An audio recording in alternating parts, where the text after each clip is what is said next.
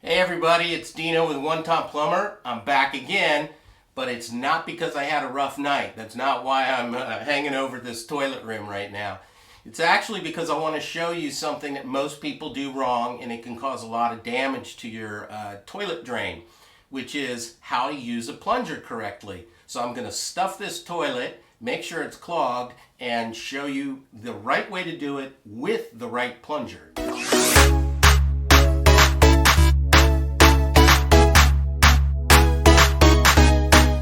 So how does a plunger even work? Well, it's pretty simple actually. It creates a watertight seal so that when you make a motion up and down, it uses both pressure and suction to loosen the clog. Depending on the kind of plunger you purchase, there are 2 or 3 pieces to the plunger. First, there's the handle. You can get one with a short or a longer grip, whatever suits you. Probably a longer handle is usually better for toilets, for tight spaces and things like that. You might want to use a shorter handle one. And then there's the cup. It's usually rubber, but it can be plastic, and it's basically a flat end on the cup. And then there's a third piece, and this is the one that we're going to use today. It's a flange. This flange is an inner flap that comes out, and you've probably seen these before. This is the kind of plunger that you actually want to use on a toilet. There are 2 different kinds of plungers basically. One is a sink/cup plunger, and you use those on flat surfaces like a kitchen sink because it can create a seal on that. But it can't create a seal inside of a toilet drain that's a little bit different in terms of how it's shaped and angled. So you need this flange to insert into that drain and create a watertight seal in the toilet. As you can see, I have a clog in this toilet. It's basically, I just stuffed a whole bunch of toilet paper until it clogged up for the demonstration purpose. But you can see the water, when I tried to flush after I clogged it, it rose all the way to the top. And if I keep flushing, it would keep doing that because it's basically backing up. So what I want to do is take a plunger to it. But first I want to remove some of the water. It'll just make a ton of splashing, and that's not good. If it's wastewater, it's going to go into your eyes, etc. And we want to be as healthy as possible when we do this. Hey, I'm all gloved up. It was a little difficult putting on my wife's laundry or dishwashing gloves, but it will keep me safe from putting wastewater into my eyes, etc. So you do want to do that. I'm about to show you and demonstrate how to use this plunger.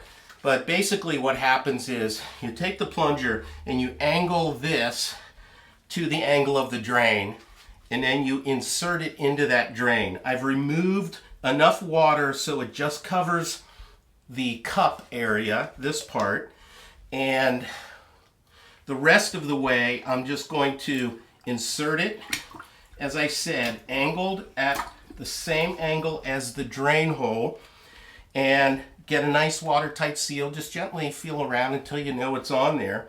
And then what you're going to do is an up and down motion, but you're going to do it really fast. You're not going to thrust so hard that you feel like you're breaking something. It's just quick, fast, about an inch up, an inch down, inch up and down. Okay, as you can see, the plunger is inserted into the drain hole at the right angle. I've moved some debris out of the way so you get a nice clean watertight seal. I've removed some of the water so it's just a little bit over the cup. That way you keep splashing from happening all over you. And I've also, one thing I didn't do in the earlier piece of video, I didn't hold up the toilet seat, which can get in the way. So this is how we start. Like I said, really fast.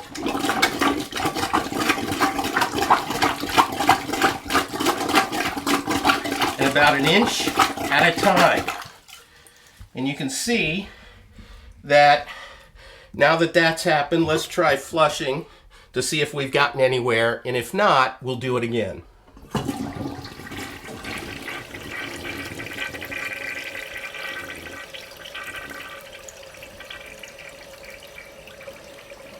And there you go. We have a perfectly flushed toilet. I think I did the motion for maybe 10 seconds at the most, so it didn't really require a lot since I had clogged it myself using just toilet paper.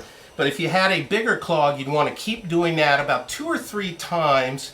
If you get to the 4th time, you've done it about 20 seconds each, 30 seconds each, and you're not getting anywhere, there's probably a bigger problem. It's probably deeper, further down in the drain.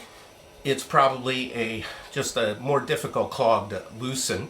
So you might want to call a plumber or use a drain auger, which we'll talk about in another video. But that's how you use a plunger correctly. That's how you use the correct plunger for your toilets. And one thing to remember, don't use your toilet plunger for your kitchen sink and vice versa. You do not want to cross-contaminate. That's a really bad idea. So just keep one of these in every toilet and you won't have to go through that. Thanks a lot for watching. Really appreciate it. We'll come back with another video next week. I'd really also like if you subscribe to our channel, like it, share it, and show us that we should continue. Thanks a lot.